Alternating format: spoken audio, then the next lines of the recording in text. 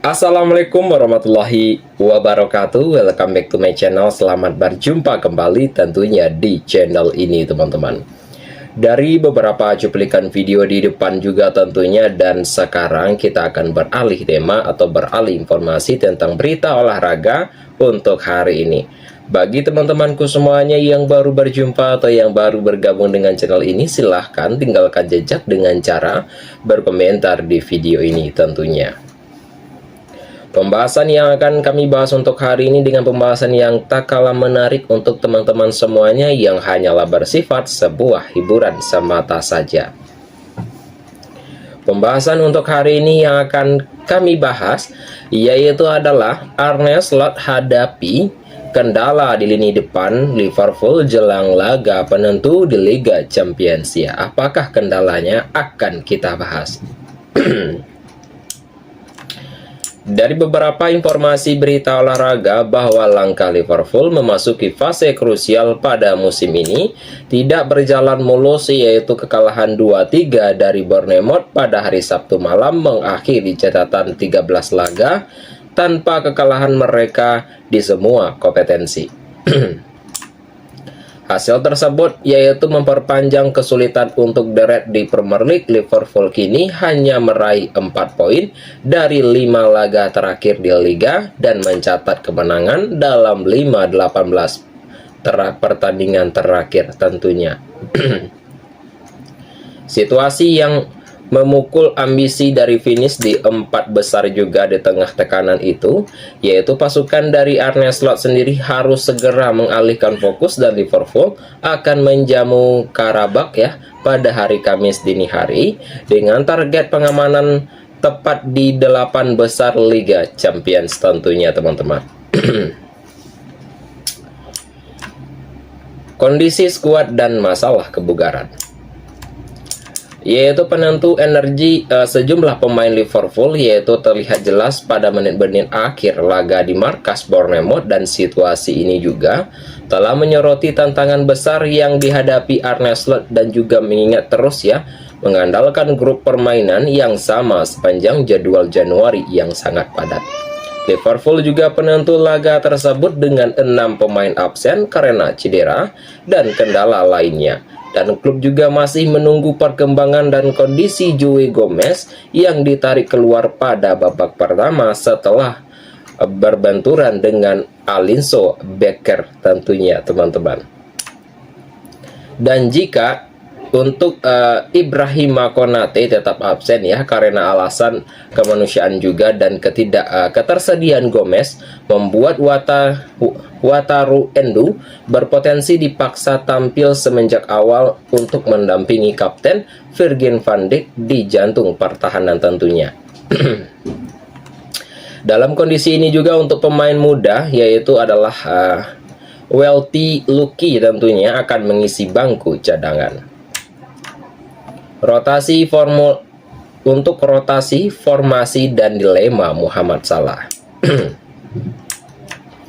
Untuk Arne Slot sendiri telah mengungkapkan ya teman-teman ya bahwa Alisson tetap melanjutkan permainannya meskipun lututnya mengalami pembengkakan ya. Kiper asal Brazil itu menjalani pemeriksaan jelang laga Rabu kemarin dengan Georgi yang telah dipersiapkan setelah pelapisan ya, dan dari Freddy Woodman sebagai opsi ketiganya.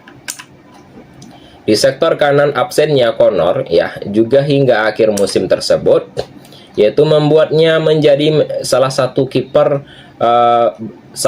satu back kanan senior yang tersedia ya teman-teman ya. Dan untuk Frimpong sendiri yaitu ditarik lebih awal pada babak kedua saat melawan Bournemouth karena kelelahan juga. Dan untuk sementara dari Dominic sendiri telah mengakhiri laga tersebut yaitu di posisi tersebut teman-teman. Dan untuk dari Arne Slot sendiri telah mengubah formasi 4-2-2-2 yaitu semenjak awal laga pada pekan lalu juga, tetapi ada kemungkinan ia akan beralih dengan skema 4-2-3-1 tentunya teman-teman saat menghadapi Karabakh, yaitu meskipun dengan demikian susunan pemain di lini tengah diperkirakan tidak banyak berubah dari lini depan Kegagalan Liverpool juga telah menciptakan peluang yang berarti membuat Hugo Ekitike hampir pasti kembali ke starting line up tentunya. Dan untuk dari Arne Slot sendiri masih dihadapkan pada pilihan sulit terkait yaitu pendamping dari Ekitike dengan Muhammad Salah yang tampil mengecewakan akhir pekan lalu bersaing dengan Cody Gakpo, dan tekanan dari Wirtz membuka kemungkinan perubahan peran maupun rotasi dari bangku cadangan teman-teman. Dan untuk yang berikutnya kita akan masuk ke dalam pembahasan yang berikutnya teman-temanku semuanya, yaitu dengan pembahasan di pertengahan video kita untuk hari ini. Bagi teman-temanku semuanya yang baru berjumpa atau yang baru bergabung, silahkan tinggalkan jejak dengan cara berkomentar di video ini jika pembahasan yang kami sampaikan di video ini merupakan pembahasan yang menarik teman-teman. Yaitu dengan pembahasan adalah PSG resmi datangkan Dro Fernandes dari Barcelona. Apakah benar? Akan kita bahas. Yaitu PSG sendiri resmi menuntaskan transfer dari Dro Fernandes, yaitu dari Barcelona pada bursa Januari 2026. Gelandang muda itu langsung diperkenalkan sebagai rekrutan anyar klub ibu kota Prancis, dan telah dilansir dari beberapa informasi berita olahraga, yaitu telah membayar sedikit lebih mahal dari klausul rilis sang pemain yang bernilai 6 juta euro, dan dalam sebuah kesempatan itu mengakhiri dalam sebuah spekulasi panjang soal masa depan Dro Fernandes. Yaitu pemain yang berusia 18 tahun itu memilih hengkang demi mencari menit bermain yang reguler. Keputusan tersebut telah mengejutkan pihak Barcelona yang sebelumnya masih berharap untuk mempertahankannya, dan untuk kepindahan tersebut juga memperlihatkan sebuah agresivitas PSG dan juga memburu talenta muda Eropa. Dan Luis Enrique sendiri disebut-sebut memegang peran penting dalam sebuah keberhasilan transfer tersebut teman-teman. Peran dari Luis Enrique dalam transfer, yaitu dari Luis Enrique sendiri, yaitu menjadi sosok kunci yang meyakinkan Dro Fernandes pindah ke PSG. Yaitu pelatih dari PSG sendiri telah berbicara langsung dengan sang pemain melalui sambungan telepon, dan keduanya diketahui memiliki agen yang sama sehingga komunikasi berjalan dengan lancar. Yaitu dalam sebuah pembicaraan tersebut akhirnya membuat Dro Fernandes memilih melanjutkan karirnya di Paris. Untuk dari PSG sendiri telah mengalahkan banyak klub top Eropa untuk juga mengincar tanda tangannya, dan keputusan akhirnya jatuh kepada PSG setelah proses negosiasi berjalan dengan cepat teman-teman. Dan untuk dari PSG sendiri mengalahkan juga tentunya, dan untuk Dro sendiri yaitu telah menyatakan sebuah kebahagiaan usai resmi bergabung, dan menyatakan sangat bangga dan termotivasi memberikan segalanya untuk seragam PSG teman-teman. Reaksi Barcelona dan Hansi Flick. Keputusan dari Dro Fernandes tidak disambut baik oleh pihak pelatih Barcelona. Hansi Flick sendiri ia sempat menunjukkan sebuah kepercayaan besar kepada sang gelandang muda sepanjang musim ini. Dan untuk Hansi Flick sendiri membawa Dro Fernandes dalam tur pramusim Asia, dan juga memberikan debutnya di La Liga serta Liga Champions. Dan ia bahkan telah menilai untuk sang pemain memiliki potensi besar di masa depannya. Dan untuk pelatih asal Jerman itu telah menyebutkan tidak ingin mempertahankan pemain yang tidak sepenuhnya berkomitmen tentunya, dan ia juga telah mengisyaratkan adanya pengaruh pihak luar dalam keputusan sang pemain tersebut. Untuk Dro Fernandes sendiri yaitu merasa jalur menuju tim utama di Barcelona kurang jelas dalam skema Hansi Flick, dan posisinya kerap salah bersaing dengan beberapa pemain lainnya teman-teman. Keputusan yang sudah bulat, yaitu sepanjang musim itu Dro Fernandes sendiri hanya tampil 5 kali bersama tim utama. Total menit bermainnya yaitu adalah 148 menit semenjak awal kompetensi. Yaitu penampilan terakhirnya terjadi saat masuk sebagai pemain pengganti melawan Atletico Madrid pada awal Desember. Yaitu semenjak itu lebih sering berada di bangku cadangan. yaitu Barcelona sendiri juga sempat berharap ya untuk sang pemain sendiri untuk tanda tangan kontrak baru setelah berusia 18 tahun. Klub bahkan merencanakan menaikkan klausul rilisnya dalam sebuah kesempatan baru. Namun keputusan pindah yang sudah bulat yang diambil oleh Endro sendiri, yaitu momen ulang tahunnya pada 12 Januari tersebut kemarin, menjadi penampilan terakhirnya dengan berseragam Barcelona, teman-teman semuanya. Dan untuk yang berikutnya, kita akan masuk juga ke dalam pembahasan akhir video kita untuk hari ini, teman-temanku semuanya. Bagi teman-temanku semuanya yang baru berjumpa atau yang baru bergabung, silahkan ya tinggalkan jejak dengan cara berkomentar di video ini jika pembahasan yang kami sampaikan merupakan pembahasan yang menarik di akhir segmen ini, teman-teman. Yaitu dengan pembahasan adalah Endrick cetak hat-trick spektakuler saat Lyon menangkan match 5-2. Dari beberapa informasi berita olahraga tentunya bahwa Endrick juga telah menunjukkan kebangkitan bersama Lyon semenjak masa sulitnya di Spanyol, yaitu penyerang pinjaman dari Real Madrid itu tampil menentukan dalam laga pekan ke-19 Liga 1 Prancis ya teman-teman, yaitu 2025-2026, yaitu Lyon meraih kemenangan tandang 5-2 atas FC Metz, yaitu pada hari Minggu yang lalu.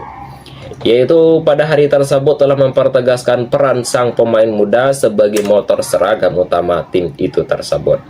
Dan keputusan hijrah ke Prancis ya juga memberikan ruang bermain yang sebelumnya sulit diperoleh di Santiago Bernabeu. Kesempatan itu langsung dibalas dengan produktivitas dan kepercayaan diri yang terus meningkat. Misi kebangkitan di Prancis. Yaitu pada periode yang singkat di Madrid membuat menit bermainnya terbatas dan proses perkembangannya melambat, dan Lyon datang sebagai tempat baru untuk pemulihan keyakinan sekaligus mengasah tanggung jawab di lapangan juga, teman-teman. Dan untuk target utamanya adalah kembali membangun rasa kepercayaan diri yang sempat menurun. Ambisi yang berikutnya ia tampil konsisten agar kembali masuk rencana jangka panjang Real Madrid dan tim Brazil tersebut. Yaitu dalam 3 penampilan tersebut, yaitu kontribusinya langsung terasa dalam 4 gol dan 1 assist. Baik itu dalam sebuah statistik yang telah menandakan adaptasi cepat, beradaptasi ritme sepak bola Prancis tentunya. Dan untuk yang berikutnya teman-temanku semuanya, yaitu adalah hat-trick berkelas di Stadion Metz tentunya.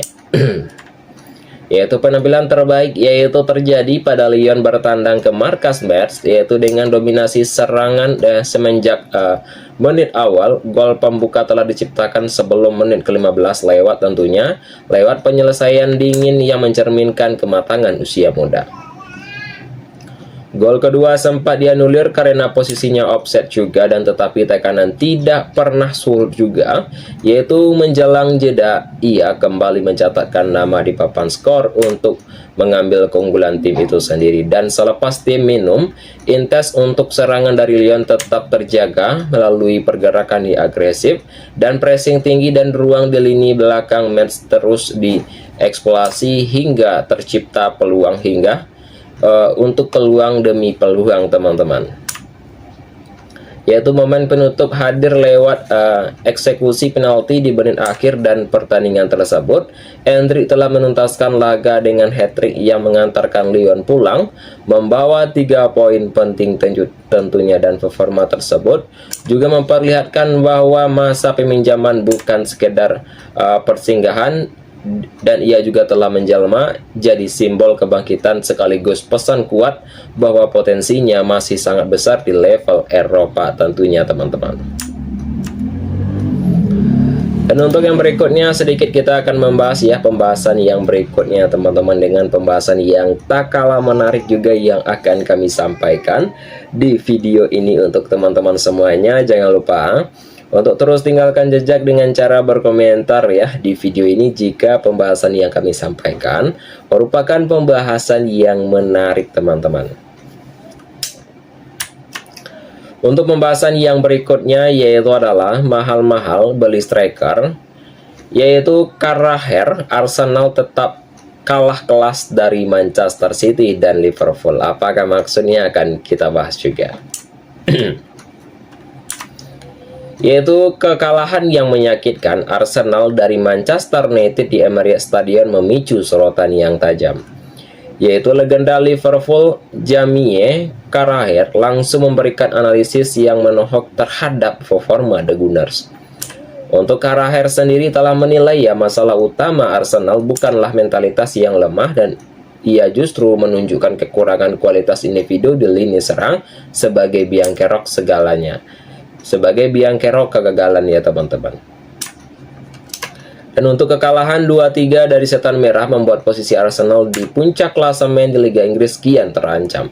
Jarak poin dengan para pengejar kian terpangkas menjadi hanya 4 angka teman-teman. Dan situasi ini juga yaitu diperparah dengan kemenangan Manchester City atas Wolves sehari sebelum tekanan besar kini berada di puncak di pundak Mikel Arteta untuk segala membenahi ketajaman timnya tersebut. Arsenal tanpa pemain spesial. Untuk Carragher sendiri telah membandingkan skuad Arsenal dengan rival utamanya seperti Liverpool dan Manchester City. Telah menurutnya Arsenal tidak memiliki sosok yang superstar yang bisa juga mengubah hasil ya teman-teman. Yaitu yang bisa juga mengubah hasil pertandingan sendirian, dan ia juga telah mencontohkan dampak yang masif Mohamed Salah di Liverpool atau Erling Haaland di Manchester City, dan sosok pembeda tersebut itulah yang dinilai absen dalam skuad Meriam London itu teman-teman. Dan untuk saat itu tidak berpikir Arsenal kurang kekuatan mental, mereka kurang kualitas di area serang, tegas dari Jamie Carragher dalam beberapa informasi berita olahraga. Apakah mereka memiliki superstar sejati di lini serang? Dan saya juga selalu memberikan perasaan ini dengan Arsenal selama beberapa tahun, dan saya juga merasa itulah alasan mengapa tidak terus melaju dan memenangkan Premier League lanjutnya. Dan Anda juga telah berpikir ya yang dilakukan Mohamed Salah, yaitu yang dilakukan di Liverpool pada musim lalu, apa yang Erling Haaland lakukan, atau dari Kevin De Bruyne di Manchester City. Arsenal tidak memiliki tipe pemain yang seperti itu, ujarnya teman-teman. Investasi mahal yang belum lunas. Arsenal sejatinya sudah telah melontarkan dana besar ya untuk pada musim panas yang lalu untuk Victor Gyökeres dan Noni Madueke. Namun dampak yang instan tersebut telah diharapkan belum juga terlihat nyata di lapangan. Yaitu Gyökeres sendiri khususnya masih kesulitan beradaptasi dengan kerasnya sepak bola Inggris, baik itu dalam sebuah statistik, dan ia baru mencetak 9 gol dari 28 pertandingan. Dan bahkan pada laga yang krusial tersebut, yaitu Manchester United kontra Manchester United, dan striker asal Swedia itu harus rela duduk di bangku cadangan, dan Mikel Arteta lebih memilih Gabriel Jesus sebagai ujung tombak utama tentunya. Dan saya selalu merasa masalah Arsenal adalah masalah dalam sebuah kreativitas daripada penyelesaian akhir, dan saya tidak berpikir mereka telah menciptakan cukup banyak peluang untuk striker manapun yang mereka miliki di sana, ujar dari Carragher teman-teman. Dan itu belum cukup berhasil bagi Gabriel Jesus dan Kai Havertz atau Victor Gyökeres dalam hal yang menjadi pencetak gol murni tentunya.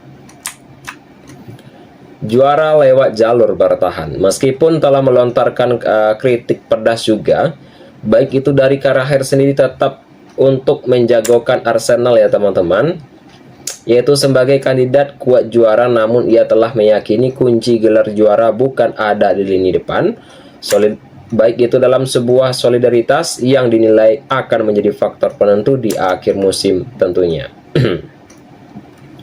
Yaitu peran back tengah juga dan penjaga gawang ya teman-teman, yaitu akan jauh lebih krusial dibanding para penyerang. Dan mereka juga telah mencoba memenangkan liga dengan cara yang berbeda, baik itu dari analisis Carragher sendiri. Dan jika mereka ya memenangkan liga dan alasan utamanya adalah duel back tengah, penjaga gawang, dan Declan Rice, pungkasnya teman-teman. Dan untuk Arsenal sendiri yaitu kini segera melupakan kekalahan tersebut dan fokus ke laga yang selanjutnya. Mereka akan menjamu Kairat di Liga Champions yaitu sebelum bertandang yaitu ke markas Leeds United akhir pekan nanti teman-temanku semuanya. Itu teman-temanku semuanya dalam beberapa informasi berita olahraga yang dapat kami sampaikan untuk hari ini. Dan apapun yang kami sampaikan di video ini itu adalah merupakan semuanya adalah hiburan semata saja teman-teman. Jangan sampai teman-teman gagal paham terhadap apapun yang kami sampaikan di video ini. Dan jika ada kami salah kata nantinya ya teman-teman ya, kami mohon maaf saja. Saya akhiri dengan mengucapkan Assalamualaikum warahmatullahi wabarakatuh.